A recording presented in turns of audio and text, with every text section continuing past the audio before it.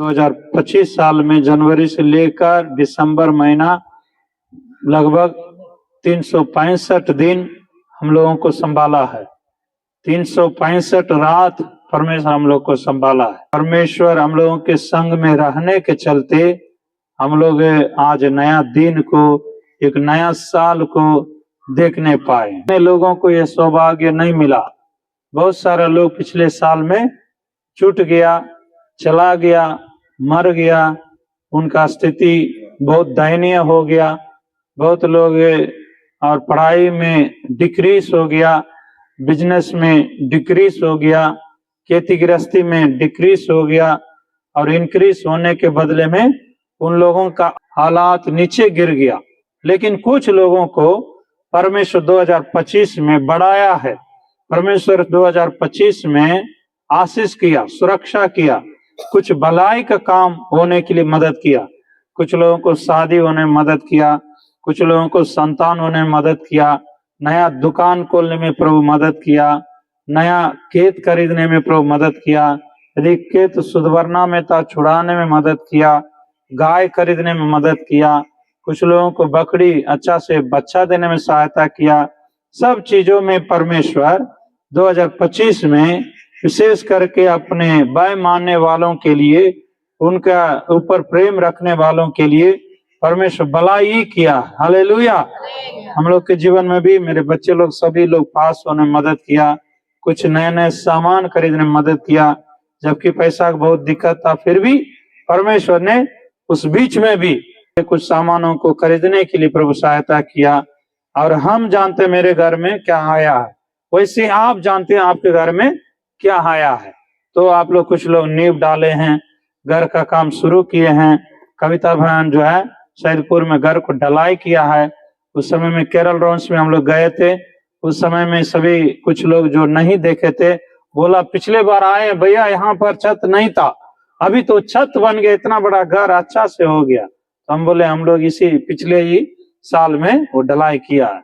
तो इसी प्रकार 2025 में कुछ लोगों के लिए परमेश्वर आशीष किया। विशेष करके जो परमेश्वर से प्रेम करने वाले हैं उन लोगों के लिए परमेश्वर भलाई करता है। जरूर दुख आता है, कष्ट आता है, तकलीफ आता है, लेकिन परमेश्वर का दया जिनके ऊपर है वो पानी पर एकदम तैरने का जैसा है। उदाहरण के लिए पानी में हम लोगों को तैरने नहीं आता है तो डूब जाएंगे, लेकिन उसी में एक नाव में बैठ के जाएंगे तो हम आराम से क्या करते हैं, चलते हैं।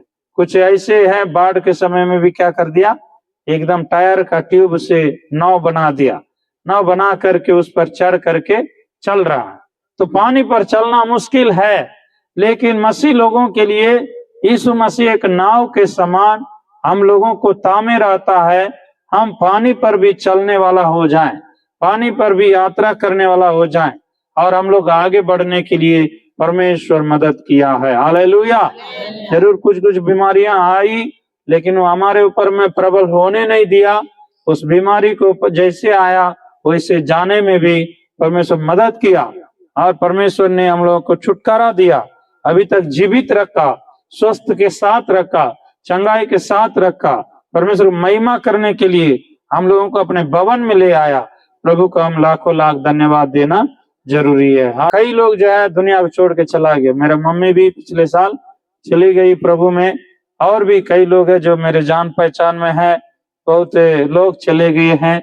लेकिन परमेश्वर बनवासिया जो कि हम लोग का संस्था कभी पूर्व बिशप थे, वो भी पिछले साल चले गए थे और खत्म हो गए थे। बनवासिया अंकल भी अच्छा से जानते हैं, वो भी डेथ हो गए हैं, जबकि उनका उम्र कम ही था, वो भी डेथ हो गई। एगो जॉर्ज भैया है जो बिहार में बराबर आते थे, बिहार के लोगों को प्रेम करने वाले थे, वो भी लास्ट में आकर के सब लोगों को देख करके इधर से गए, तबीयत खराब हो गया तो मर गया। लेकिन वो सब कब्बे मरने वाला था, 30 साल के पहले मरने वाला था। उनको बोल दिया डॉक्टर आपका दोनों किडनी खराब है, अब बच नहीं सकते हैं, खत्म हो जाएगा। उनको जो है उसी समय डायलिसिस किया गया। लेकिन उन्होंने परमेश्वर की दया से लगभग समझिए बीमारी होने के बाद, किडनी खराब होने के बाद भी, और उन्होंने जो है लगभग 20 साल उन्होंने जीवित रहा। इसलिए कई लोगों के जीवन में परमेश्वर, जबकि बरनबास को हार्ट अटैक हो गया, ऑपरेशन हुआ, हाँ, छाती छीड़ करके, सीना छीड़ करके ऑपरेशन हुआ। ऑपरेशन के बाद भी वो जो है 10-12 साल बच गए हैं। ये परमेश्वर का दया है। इसलिए कई लोग हार्ट अटैक में मर गया, हाँ, लेकिन परमेश्वर हम लोग को जीवित रखा है, तो हम परमेश्वर के लिए जीना है। इस 2026 साल को हम शुरू कर रहे हैं।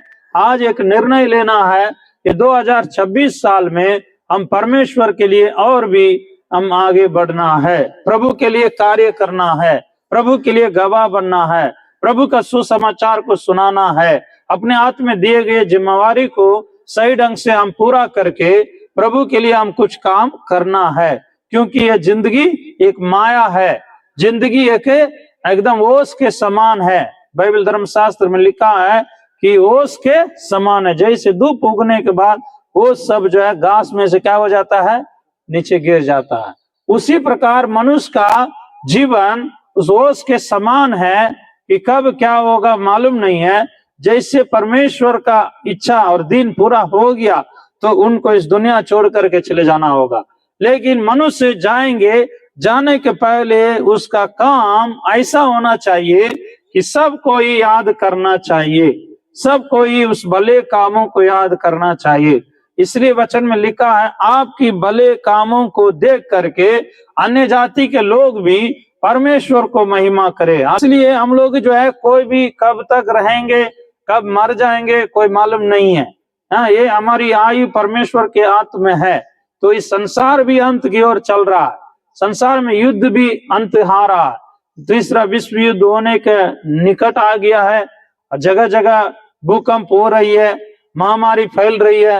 हो सके तो इस साल में भी महामारी आ सकता है, फिर से लॉकडाउन हो सकता है, फिर से जो है बीमारियां बढ़ सकती है।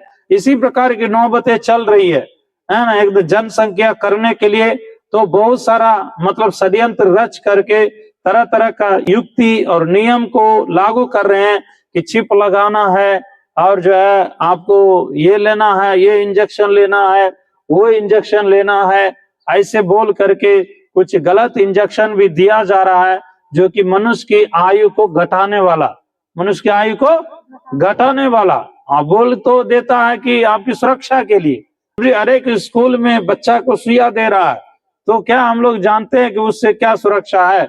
नहीं। कुछ वैज्ञानिक लोग, कुछ अनुभवी लोग बोल रहे हैं तो वो जो है जनसंख्या कम करने के लिए भी दिया जा रहा है। इसलिए जो है तो बहुत सारा महामारियां, लॉकडाउन किस लिए हो रहा है? यही सब के लिए, जनसंख्या कम करने के लिए किया जा रहा है। और युद्ध भी हो रहा है, जगह जगह लोग जो है भयंकरता से, तीव्रता से काम कर रहा है और प्रेम ठंडा हो रहा है, जगह जगह हत्या हो रहा है, छीन चोरी हो रहा है, उपद्रव हो रहा है, और महामारी फैल रही है, युद्ध में नष्ट किए जा रहे हैं, हत्या किया जा रहा है। तो कई एक परिवार टूट करके अलग हो रहा है, कई एक जो है बच्चे और खाना नहीं मिलने के कारण कई देश में अकाल के कारण लोग मर रहे हैं। लेकिन हम लोग जो है सुरक्षित है, ये नहीं सोचना कि हमको सब कुछ मिल रहा है, हम सुरक्षित है, ठीक है। नहीं, हो सकता है हमारे जीवन में भी आगे आने वाला दिनों में यहाँ पर भी परेशानी बढ़ेगा, लेकिन केवल उन लोगों को परमेश्वर किसी तरह छिपा के रखेगा, जैसे एलिया के दिनों में परमेश्वर ने अपने दास लोगों को गुफा में छिपा करके बचाए रखा था। एलिया के दिनों में यजेबेल रानी ने सभी भविष्यवक्ताओं को मार दिया था, हाँ, वो ढूंढ ढूंढ करके मार रहा था, लेकिन उस समय में भी परमेश्वर कुछ लोगों को बचाने के लिए काम किया, उन लोगों को गुफा में बचा के रखा। इसी प्रकार जो है आपको और हमको जो प्रभु का डर भय मानने वाले हैं, आने वाला साल बहुत उपद्रव भी होगा। मसीह लोगों के विरोध में कानून भी बनेगा, मसीह लोगों के विरोध में कई झुंड खड़ा होगा, कई लोग इधर उधर जो है रुकावट डालेगा, मारपीट करेगा, बंद करेगा, चर्च को बंद करने के लिए कोशिश करेगा। लेकिन आप और हम प्रभु की प्रार्थना में बढ़ना है, प्रभु की प्रार्थना में बढ़ना है। जिसके अंदर में ज्यादा प्रार्थना है उसके ऊपर ज्यादा अनुग्रह उतरता है। हालेलुया। परमेश्वर का लोग ज्यादा प्रार्थना करना है। प्रार्थना करने वाले हर एक परीक्षा से बच जाएंगे, हर एक आने वाला विपत्ति से बच जाएंगे, आने वाले हर एक प्रकार का मुसीबतों से बचेंगे। प्रार्थना हमें सुरक्षा के कवच के समान, बाउंड्री के समान, एक जो है हमारे लिए एक तलवार के समान हम लोगों को संभालेगा। इसलिए प्रार्थना को हम लोग इस साल में बढ़ाना है। प्रार्थना यदि घट जाएगा तो हमारे लिए सुरक्षा नहीं होगा, है ना। इसलिए जो है प्रकाशित वाक्य में हम देखते हैं 8वां अध्याय पहली वचन से, हाँ, तब उसने 7वीं मोहर खोली, स्वर्ग में आधे घंटे तक सन्नाटा छा गया। हाँ, जो परमेश्वर के सामने खड़े रहते हैं, परमेश्वर के सामने स्वर्गदूत लोग जो खड़े हुए हैं, 7 लोगों को देखा, और उन्हें 7 तुरियां दी गई। हाँ, एक और स्वर्गदूत है सोने का धूपदान लेकर के आया, वेदी के निकट खड़ा हुआ, वेदी के निकट, परमेश्वर का वेदी के निकट स्वर्ग में खड़ा हुआ, और उसको बहुत धूप दिया। वह पवित्र लोगों की प्रार्थना के साथ सोने की उस वेदी पर सिंहासन के सामने है चढ़ाए। हाँ, पवित्र लोगों की प्रार्थनाएं हैं, स्वर्गदूतों की हाथों से पहुंच गया। हाँ, वेदी की आग भरी, हाँ, पृथ्वी पर डाल दी, गर्जन और शब्द और बिजली और भूकंप होने लगा। तो देखिए यहाँ पर जो है स्वर्ग का दर्शन को देखते हुए यूहन्ना जो है इस प्रकार वर्णन कर रहा है। स्वर्ग में मैंने देखा 7 स्वर्गदूत परमेश्वर के सामने खड़ा था। उसमें से एक स्वर्गदूत जो है धूपदान को लेकर के, सोने का पात्र में धूपदान को लेकर के परमेश्वर के सामने धूप दे रहा था। वो धूप क्या है? पवित्र लोगों की प्रार्थना। सब लोग बोले पवित्र लोगों की प्रार्थना, पवित्र लोगों की प्रार्थना, पवित्र लोगों की प्रार्थना। पवित्र लोग मतलब कौन है? जो यीशु मसीह के लहू से धोए गए हैं, जो उद्धार पाए हैं, जो प्रभु को ग्रहण कर लिए हैं, वो पवित्र लोग हैं। वो पवित्र लोग प्रार्थना करते रहेंगे। जब पवित्र लोग प्रार्थना करते रहेंगे उस समय में परमेश्वर पवित्र लोगों की प्रार्थना को स्वीकार करके जो विरोधी लोग हैं उन्हें दंड देने के लिए जगह जगह प्रकृति के द्वारा नुकसान को भेजेगा। इस दुनिया में आने वाला साल में, आने वाला दिनों में धीरे धीरे विपत्तियां बढ़ेगी। विपत्तियां घटने की अभी संभावना नहीं है।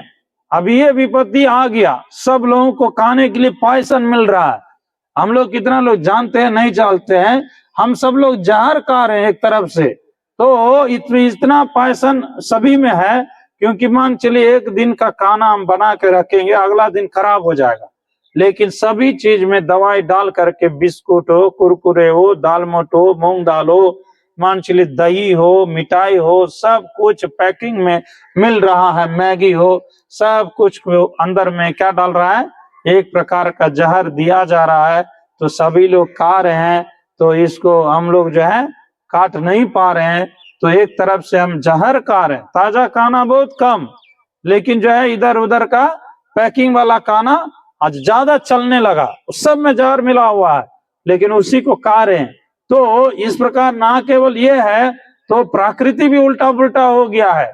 वर्षा के समय में अच्छा बारिश नहीं होकर के आगे चल के हो रहा है। कभी कभी ठंडी के समय में ठंडी नहीं होकर के आगे चल के हो रहा है। कभी ठंडी ज्यादा कर देता है, कभी ठंडी कम कर देता है। तो सब उल्टा पुल्टा समय के अनुसार नहीं हो रहा, फसल भी समय के अनुसार नहीं हो रहा। तो इसी प्रकार जो है सब चीज में बदलाव आ गया। तो जहां पानी का जरूरी है थोड़ा सा पानी, वहां पर पानी नहीं आ रहा है।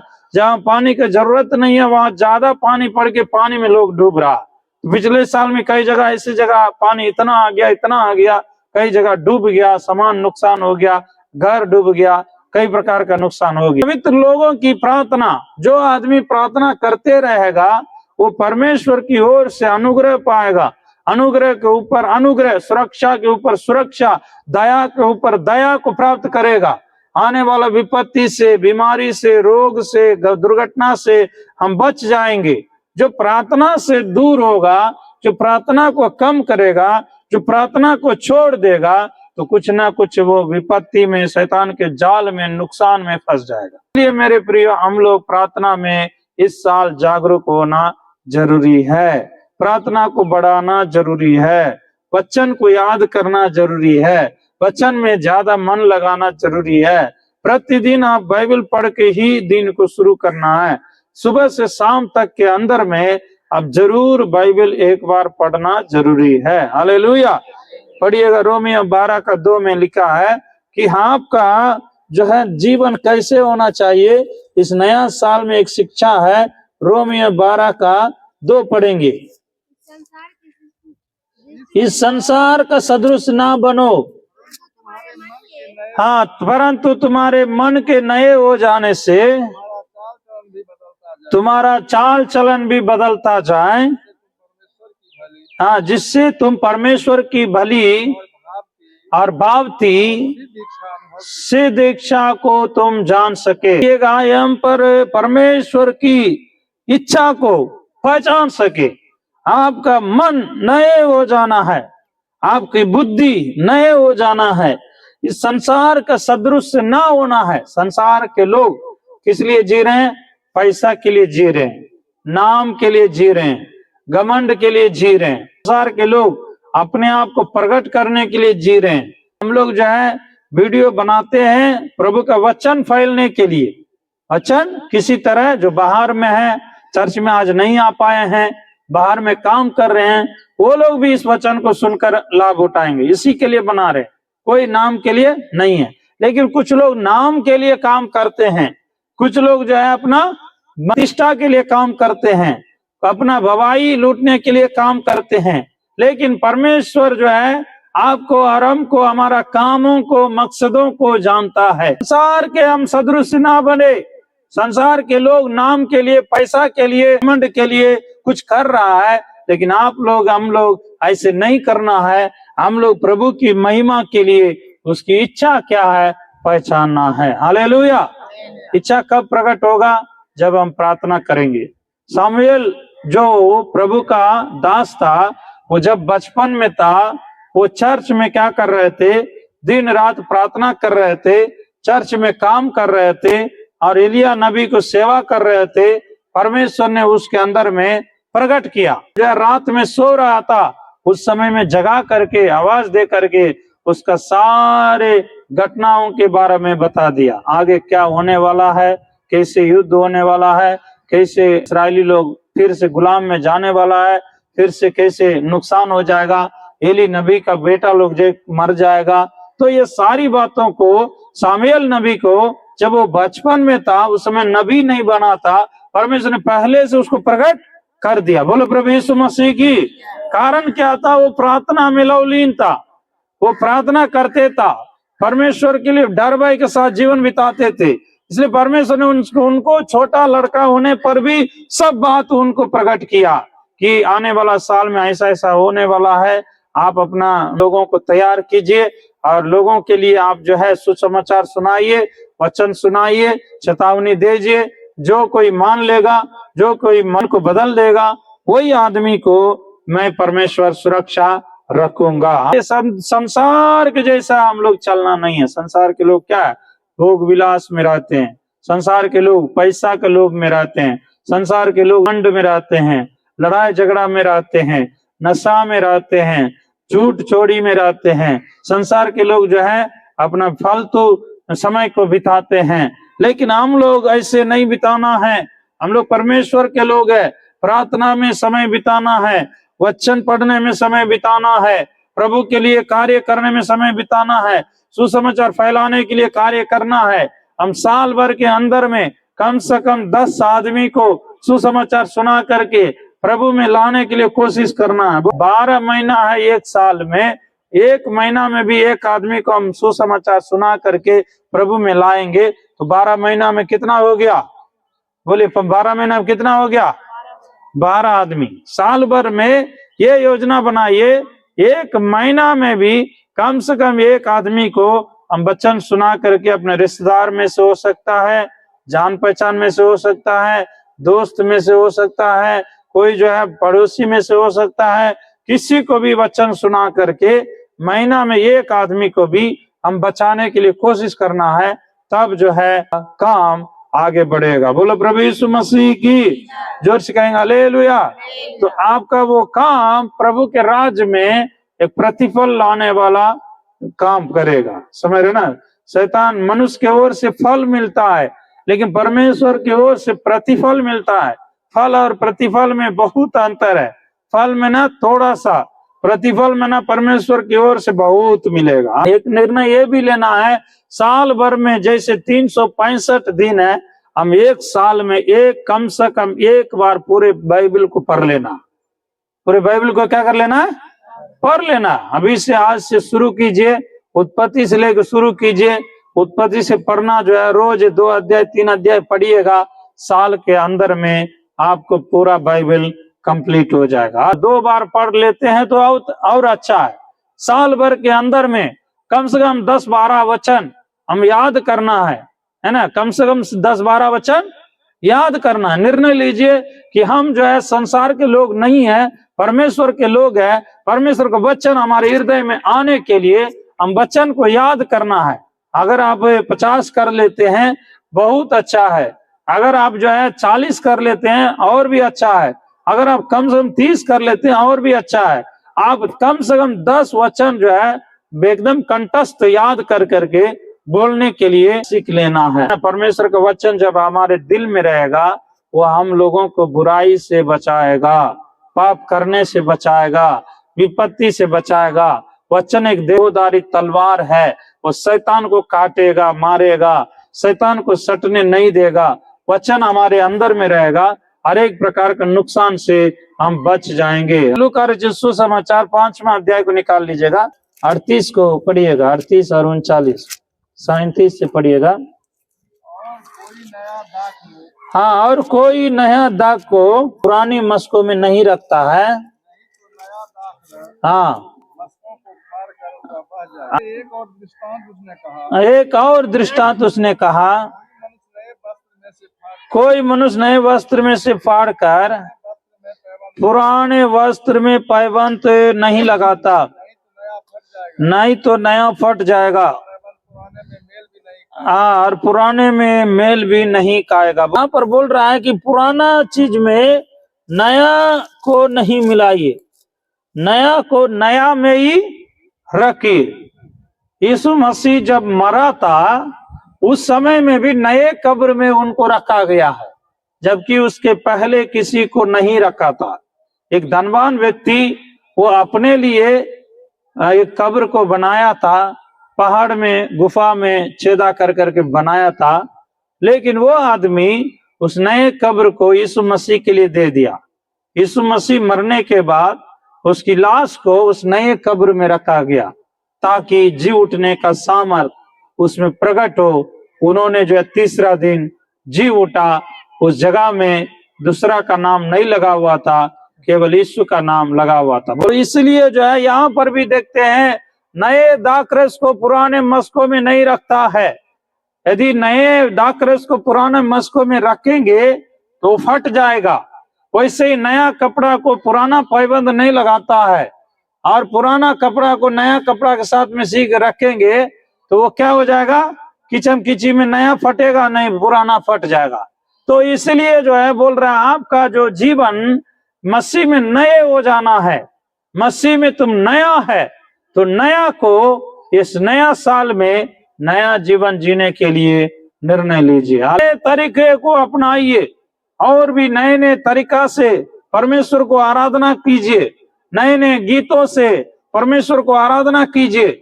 नए नए संदेश को सुनकर मन में रखिए, और अपना जीवन में नए बातों को मन लगाकर सीखिए। अच्छी बातों को सीख करके प्रभु के लिए काम कीजिए। आपका जीवन में नए नए काम होते रहेगा। तो परिवार में नया काम होगा, आपका बिजनेस में नया काम होगा, आपके घर में नया काम होगा, आपका जो है गाय माल में नया काम होगा, आपका खेती गृहस्थी में नया काम होगा। यदि आप चाहते हैं कि मेरे लिए नया काम हो, आश्चर्य कर्म हो, चमत्कार हो, तो हमारा जीवन एकदम नए मशकों में लगे रहना जरूरी है। नए कपड़े के साथ हमारे पायबंद होना है। नए कपड़ा क्या है? वचन है, परमेश्वर का वचन नया कपड़ा के समान है, उससे हम जुड़े रहना है। नए नए वचन को खोज कर पढ़ना है, याद करना है।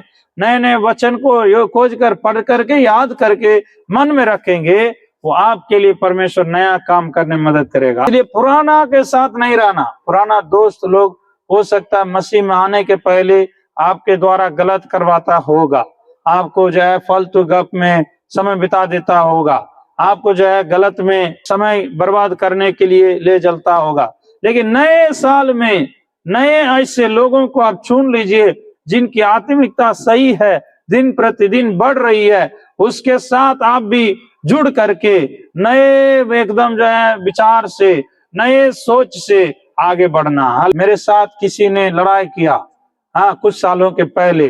जब जब उसके साथ में हम उसको देखते हैं, मन में आता है, वो बात याद आता है जो हमारे साथ में लड़ाई किया। लेकिन हम जो है क्या सोचते हैं, प्रभु मैं उसको और भी प्रेम करता हूँ, उसे मेरे मन में गवाही क्या देता हूँ, मैं उसको और भी प्रेम करता हूँ, और भी मैं उसके साथ प्रेम करूंगा, उसको मैं क्षमा कर दिया है, फिर से मैं याद नहीं करूंगा। मैं मसीह का बेटा है।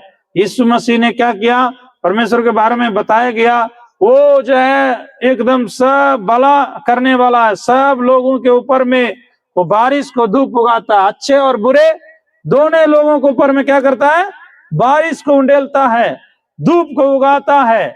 अच्छे घर के ऊपर भी धूप उगता है, खराब लोगों के ऊपर भी धूप उगता है। परमेश्वर के स्वभाव आपके अंदर में आ जाएगा। जो आपके साथ में गलत किया, विरोध किया, लड़ाई किया, उसको भी माफ करके उससे प्रेम करेंगे। नया विचार है, यही नया विचार है। यदि आप पुराना विचार में चलेंगे, उस बात को याद करके, अरे उसको बदला लेना है, अरे उसको सिखाना है, अरे उसको दिखाना है, मैं उसको कभी कभी हाँ मौका मिलेगा तो उससे बदला लेंगे, उसके बारे में बदनामी करेंगे, कहीं ना कहीं किसी दूसरे के द्वारा उसको लड़ाई लगवा देंगे, हम उसको जो है ठोकर खिलाएंगे, ऐसे सोचेंगे।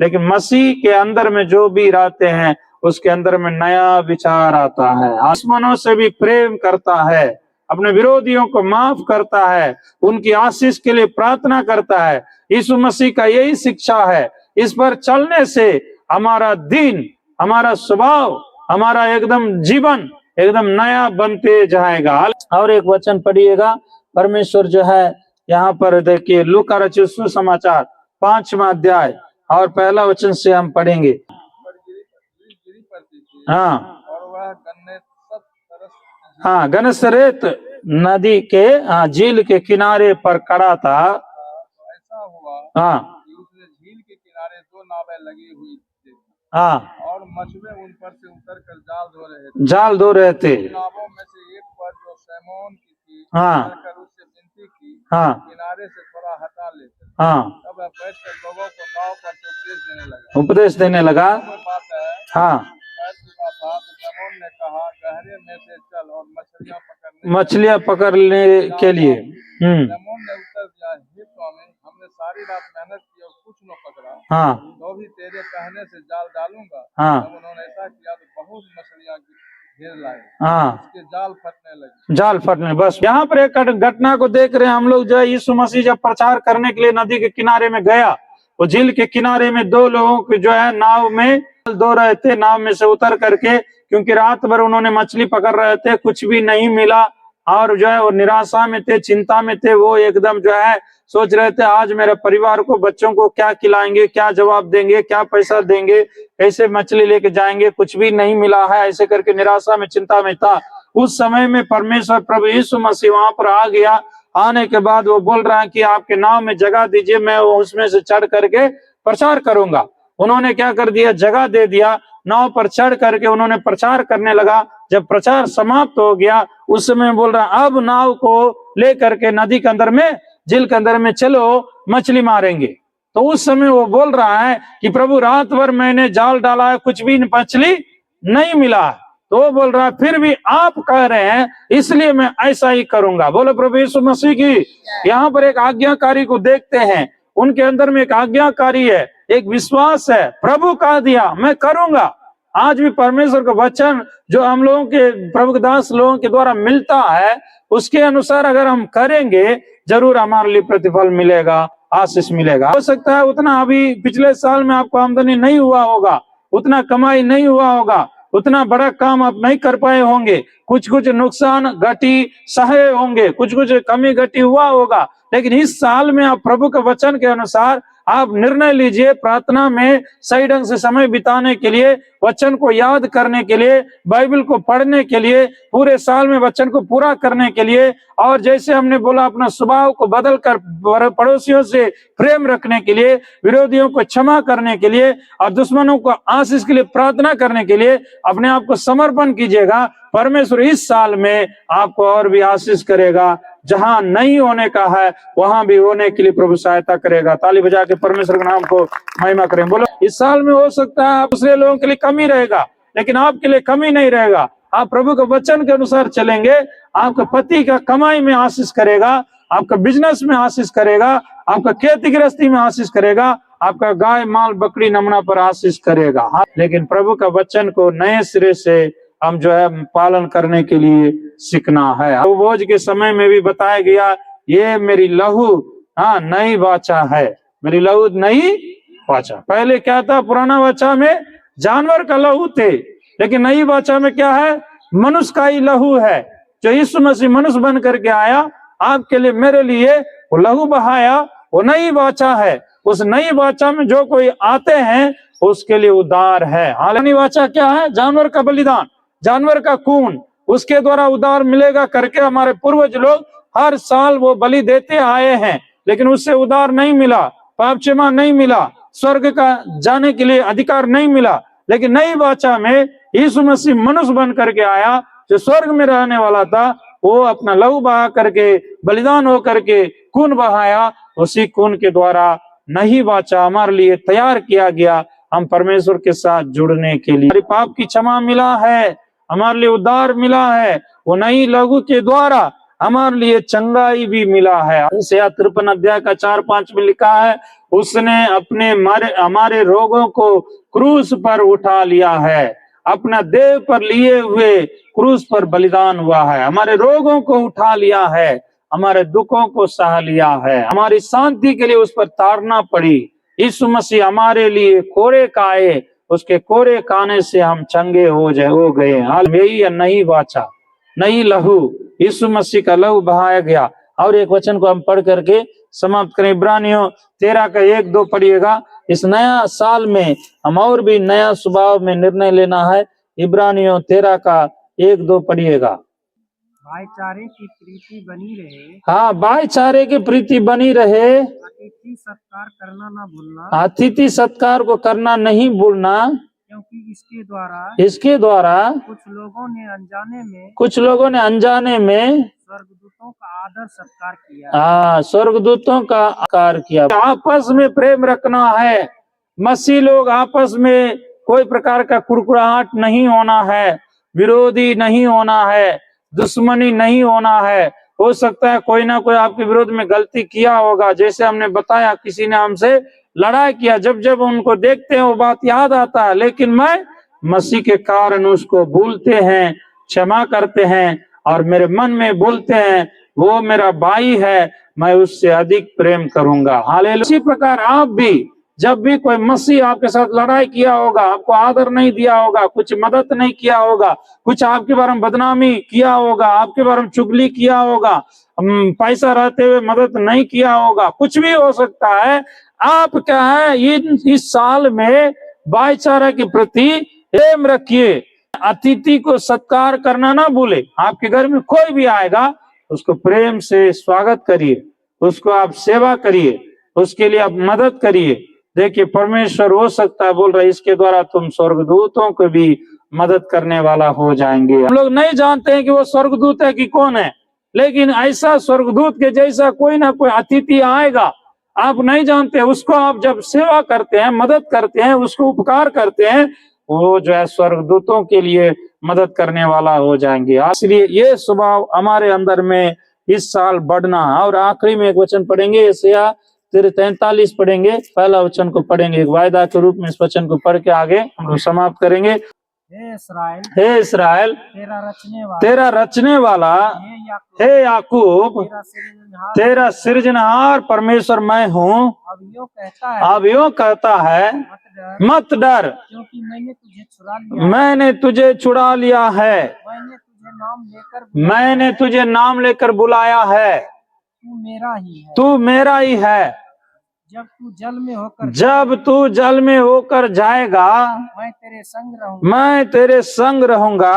जब तू नदियों में होकर, जब तू नदियों में होकर चले, तब तुझे वह डुबा न सकेंगी। जब तू आग में चले, जब तू आग में चलेंगे, तब तुझे आँच न लगेगी, तब तुझे आँच न लगेगी, और उसकी लो तुझे ना जला सकेगी, क्योंकि मैं यहोवा तेरा परमेश्वर हूँ। कि परमेश्वर इस साल में वायदा के रूप में आपको बता रहा है, तू मेरा बनाया हुआ है, तू मेरा सृष्टि है, मैंने तुम्हें रचा है, मैंने तुम्हें बनाया है, इसलिए मैं इस साल आपको संभालूंगा, आपको रक्षा करूंगा।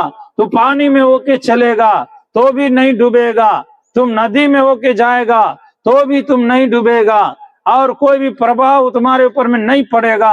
आग में होकर गुजरेगा। आग में ना परीक्षा को दर्शाती है, पानी में ना पाप को दर्शाती है ना। समुद्र पूरा पानी से भरा हुआ है, वैसे पूरा दुनिया पाप से भरा हुआ है, फिर भी आप मसीह होने के चलते पाप के प्रभाव आपके जीवन में नहीं आएगा। हालेलुया। यदि वचन और प्रार्थना तुम्हारे अंदर में रहेगा, ये पाप का प्रभाव आपके ऊपर में नहीं होगा, तुम पाप से बच निकलोगे, हर एक परीक्षा में से बच निकलोगे। आग में ना परीक्षा है, कोई कोई विरोधी आपको धमकी देगा, आपको जो है मतलब कुछ सुविधाओं को रोकेगा, आपको मदद करना छोड़ देगा, लेकिन परमेश्वर आपके लिए मदद करेगा, क्योंकि परमेश्वर बोल रहा है मैं तुम्हारा परमेश्वर हूँ। हमारे बनाने वाला परमेश्वर जब हमारे साथ रहेगा, हमें रचने वाला परमेश्वर जब हमारे साथ रहेगा, हमारा विरोधी कौन हो सकता है। हालेलुया। कई जगह विरोध हो रहा है, कई जगह मसीह लोगों के लिए चेतावनी हो रहा है, सतावट हो रहा है, उन लोगों के लिए हम लोग प्रार्थना करना है, लेकिन प्रभु हमारे साथ रहेगा। हमारे लिए बोल रहा है मेरे अनुमति बिना तुम्हारा एक बाल भी बाका नहीं होगा, मेरे अनुमति के बिना एक बाल भी नीचे नहीं गिरेगा, मेरे अनुमति बिना आपका एक बाल भी उजला नहीं होगा। परमेश्वर इतना हमारे ऊपर ध्यान देने वाला परमेश्वर है। तो आइए हम सब लोग घुटना टेकेंगे, आंख बंद करेंगे, प्रार्थना करेंगे। सभी लोग जो है प्रार्थना करने के लिए जा रहे हैं। परमेश्वर इस वचन के अनुसार हम लोगों को आज